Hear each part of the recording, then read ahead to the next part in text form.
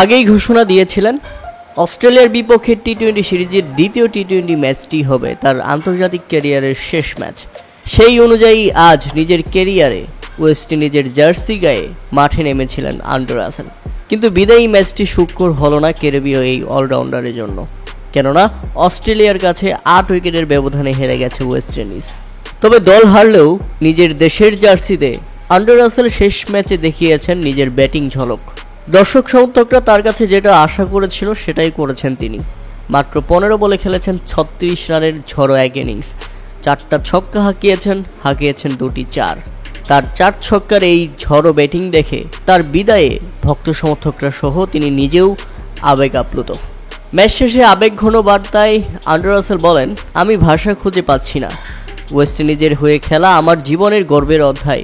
Maroon জার্সিতে আমি চেয়েছিলাম নিজের ছাপ রেখে যেতে, যেন ভবিষ্যৎ প্রজন্মের জন্য অনুপ্রেরণা হতে পারি। ঘরের মাঠে পরিবারের সামনে খেলা আমার জন্য দারুণ অনুভূতি। আমি চেয়েছিলাম আন্তর্জাতিক ক্যারিয়ারটা যেন উচ্চতায় শেষ হয়। এই লক্ষ্যে আন্ডার রাসেলকে আজকে দেওয়া হয়েছে গার্ড অফ অনার। অস্ট্রেলিয়া এবং ওয়েস্ট ইন্ডিজ দুই দলের ক্রিকেটাররা দুই পাশে দাঁড়িয়ে তাকে দিয়েছে গার্ড অফ অনার। সেই সাথে ব্যাটিং করতে নেমে যখন 15 বলে 36 রানের ইনিংস খেলে আন্ডার রাসেল ফিরে যাচ্ছিলেন, তখন দুই দলের ক্রিকেটাররা তাকে বুকে জড়িয়ে নিয়ে সান্ত্বনা দেন এবং তাকে তার পরবর্তী জীবনের জন্য অভিনন্দন জানান। প্রিয় দর্শক, ক্রিকেট থেকে একজন লিজেন্ডের বিদায়। আশা করছি আন্ডার রাসেল বিধ্বংসী ব্যাটার হিসেবে ভবিষ্যৎ প্রজন্মের ক্রিকেটারদের জন্য আইডল হয়ে থাকবে।